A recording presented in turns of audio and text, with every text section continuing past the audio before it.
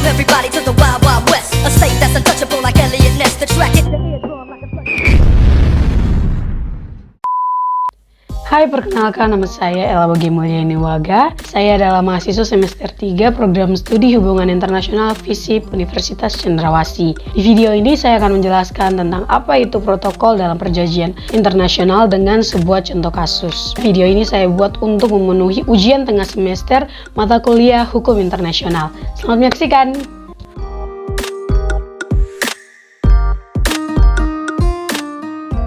Apa yang dimaksud dengan protokol? Protokol dalam perjanjian internasional memiliki sifat yang kurang resmi dibandingkan dengan traktat ataupun konvensi. Protokol biasanya digunakan sebagai naskah tambahan dalam perjanjian internasional seperti konvensi, tetapi protokol memiliki peran yang tidak kalah penting dari konvensi itu sendiri. Salah satu contoh kasus yang akan kita bahas adalah Konvensi Jenewa tahun 1949.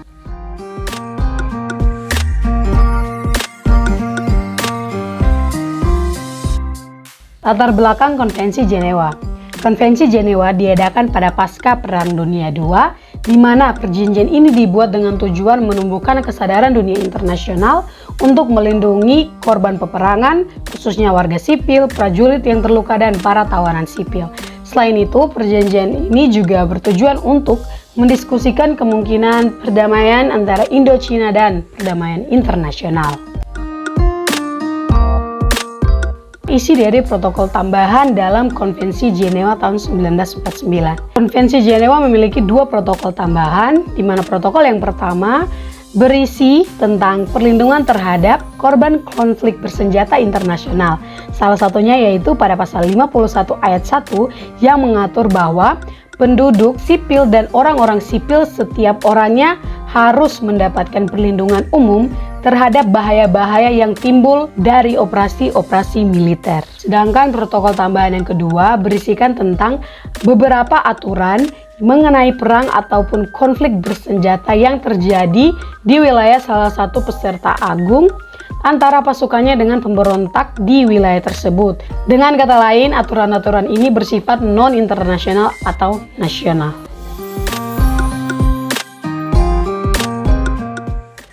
Pada Februari tahun 2020, Protokol 1 dan 2 Konvensi Jenewa telah diratifikasi oleh 174 negara termasuk Indonesia, dengan pengecualian Amerika Serikat, Israel, Iran, Pakistan, India, dan Turki.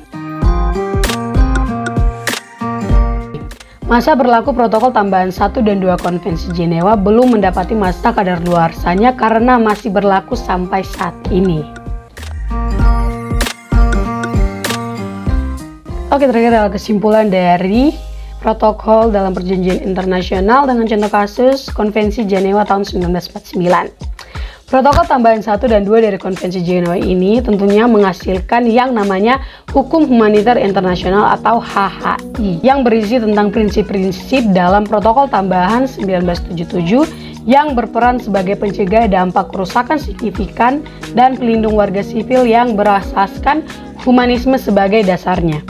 Namun sayangnya, implementasi dan praktek dari tiap negara berbeda-beda. Ada negara yang berhasil mempraktekkan ataupun mengaplikasikan protokol tambahan ini, tetapi ada juga beberapa negara yang belum. Oke, that's all it is, penjelasan tentang protokol dalam perjanjian internasional dengan contoh kasus Konvensi Jenewa tahun 1949.